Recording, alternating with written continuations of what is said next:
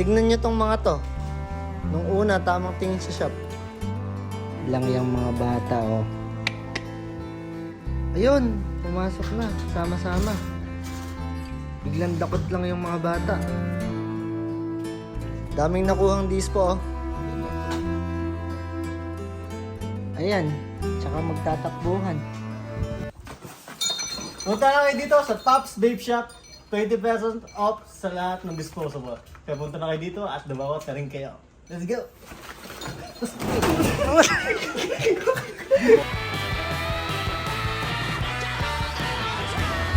Yun guys, so yun I'm back at the nagbablog na ako ulit at yun, sisimulan natin to na magte-thank you muna ako sa aking mahal na kaibigan.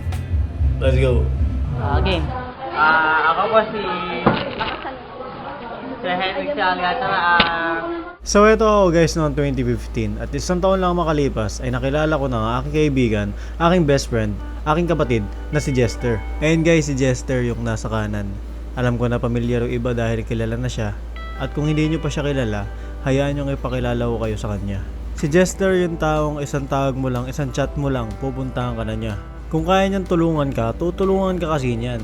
Kahit ano pa yan, kahit pag-aaral, kahit magpapasama ka lang, basta tutulungan ka niya kapag kayang-kaya talaga niya. At naalala ko pa way back 2017 na yung video na yan, yung 12 Days of Christmas, taon-taon pa rin siya lumalabas hanggang ngayon. At dyan ako nag-start mag-vlog, dyan ako na-motivate at thankful ako na si Jester isa sa kasama ko nung nagsisimula ako. Parang siya nga yung naging content material ko dati kasi dati pa lang kasama na siya talaga sa mga unang videos ko. Kaya sobrang thankful ko na may mga memories kami na naiwan dito na pwede namin panoorin habang tumatanda kami.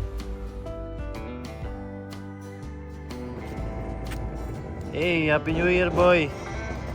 So nandito kami ngayon sa Punto de Jester at konti lang kami ngayon pero madami kami picture na magkakasama kami dito lagi dahil hindi namin kayang iwanan si Jester kapag nagkikwentuhan kasi kami. Gusto namin nakasama siya dahil parang andito pa rin siya, yung presence niya parang nandito pa rin kasama namin hanggang ngayon.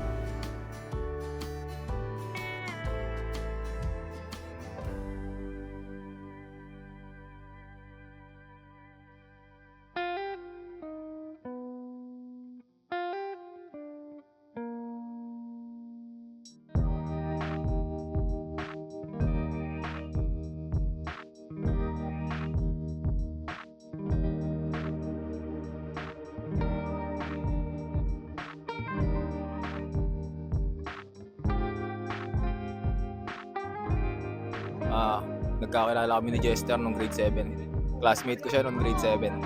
Paano kami nagkakilala? Nung high school lang. Nagkasama-sama tayo.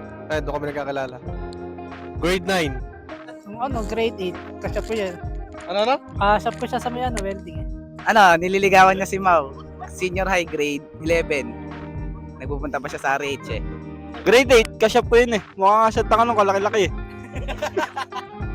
Unang nagkita kami nun ni Jester, third year kami nun sa rooftop ng ICT. Gulat ako sa kanya, akala ko hindi siya yun eh. Nanliliit ako pagkatabi ko yun, kaya minsan pinapauna ko siya o nauuna ako sa kanya pagkatabi ko maglakad yun. Nung grade 10. Magkaklase kami ni John Ray James. Jester tawag si Kaaway. Una nagkita, grade 9. Kaya magkakasama kayo nun eh. Kaibigan ko si Nyenye, si Henrik. Kasil, nagkasama-sama na. Grade 8, unang kita namin. Dumadaan-daan siya sa room eh. Nagkikita kami minsan. Unang beses namin magkita ni Jester doon sa Red House, sa trade. Doon kami kumakain kasi lagi, kasama ko si Kaway. Nakain kami doon, magla-lunch. Hipak-hipak, ganun. Nung grade 9, kaklase kasi sila nun. Sila Nyenye, kilala ko naman sila nun. Naging kaklose yata natin nung tour. Kasi napunta siya sa bus natin. Doon siya nasakay. Yan, kasama natin siya doon. Nanghiram pa nga sa akin ng sapatos si Gago sa akin eh. Ay, ako pala nanghiram sa kanya. Nung ata yun eh. Yung nag-overnight dun sa dati nating kaibigan na wala pa akong kakilala nun, kayo pa lang ni Maki. Tapos, natulog agad ako. Yun nun. Totoo ba? Nag-overnight Si ano nga muna? Nakikita ko na si Jester nun sa trade. Tapos, dumalas ko na siya makita nun tuwing nagpupunta sa Blue House, Blue House. Tuwing lunch. Kasi yun, noon na mas naging kaklose si Jester. Halos araw-araw kasi nagbe-bake kami sa Blue House. Actually, magkakilala kami ni Mac bata pa lang. Tapos, magkalaro kami lagi. Kumbaga, magmula bata, magkasama talaga kami hanggang sa nawala siya. Magkasama kami. Siyempre, pinsan ko siya. Magkapit-bahay kami. Halos lahat ng pagsasama namin, talagang sulit din namin. Pero, walang magagawa. Huling nagkita kami nun, nung FD pa ni BJ nun. Naayos namin dun habang nagsisiyaw-si kami. Nag-inom pa kami sa kanila, boy. Na San Mig Apple. Huling nagkita nung putuhan sa motorcade ni Tito Among, tapos hindi siya sumama. Hiningitian lang kami. Birthday ni Henrik. Yung sa may ayaw tayong patulogin. Nanonood ng Loki. Birthday ni BJ. Huling kita, November 2, 4:30. Nagbayad ako na utang. Huling pagkikita namin, birthday ni Henrik. Yung birthday mo. Yung bad trip tayo sa kanya pag nanonood tayo. Hindi nagkita, birthday mo. Birthday mo. Birthday mo.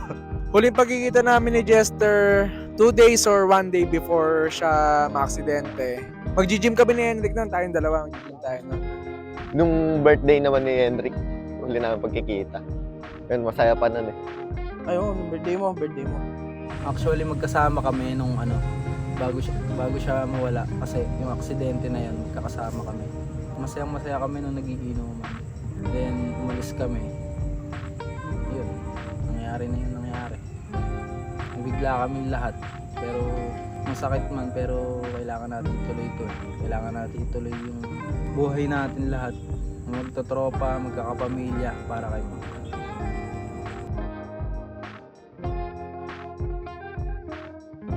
Tingin ko yung 12 days of Christmas natin, boy.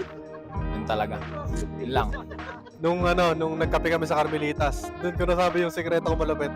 Yung pinaka-memorable laging tumatawag ito sa patulong lang sa mat. Tapos sinusundo ako, tapos pupunta kay Henrik, may dalang pares. Birthday ni BJ. Sundin yung memorable kasi kaaway niya si Mike. Oo, tapos ayaw magpaawat uminom. Memorable ba? Pag nagsisigi na kami utang. Kay memorable, birthday niya. Saktong alas 12 nun, kinantahan namin siya ng happy birthday. Huling birthday niya na yun. Nakita namin sa mukha niya yung ngiti niya na totoo. Memorable. Yung natid ako. Wala na kasi ako masakyan nun, tapos nagiinom. Tapos wala na ako masakyan, kahit pa sinaharang ko na, ayaw. Kasi ayun, sabi niya magpapagasolina. Hinatid ako doon hanggang sa amin. Ayun na. Yung nagagagawan sila ni Mike. Tapos Jester. Memorable, tuwing may birthday. Birthday ni BJ siguro pinaka-memorable. Makulit eh. Oh, last birthday ni BJ yun eh.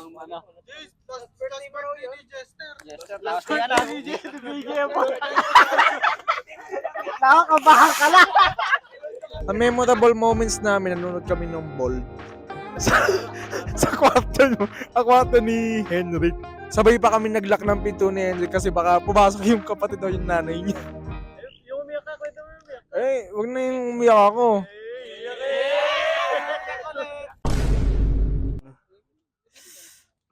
Pinaka-memorable sa akin nung last nakita namin nung birthday mo. Birthday ni Henrik. Sinumahan niyo pa na akong bumili ng gamot. Ayan. Gamot kasi may sakit ako nun eh. Sinumahan niya bumili ng gamot. Wala na ako maalala. Ano ka ba ng birthday ni Jester? Ay, oo, tapos pinaan niya pa ako nun. Pina-overnight niya ako, tapos... Kanila? Oo. Nag-overnight ako sa kanila, tapos may bebe pa siya. Iniinggit pa ako ng loko. Memorable. Yung nag-overnight tayo kala BJ, syempre, usapan sa swimming pool, palakasan ng lola. Yun. Palong-palo si Jester Manggago kay Mike. Palakasan ng lola. Pinaka-memorable sa akin, sa kanya, yung niya, yung tawa niya, saka yung pagka magkasama kami, yung vibe niya, as in napakabait niya, ganun. Wala akong masasabi sa ugali niya, promise.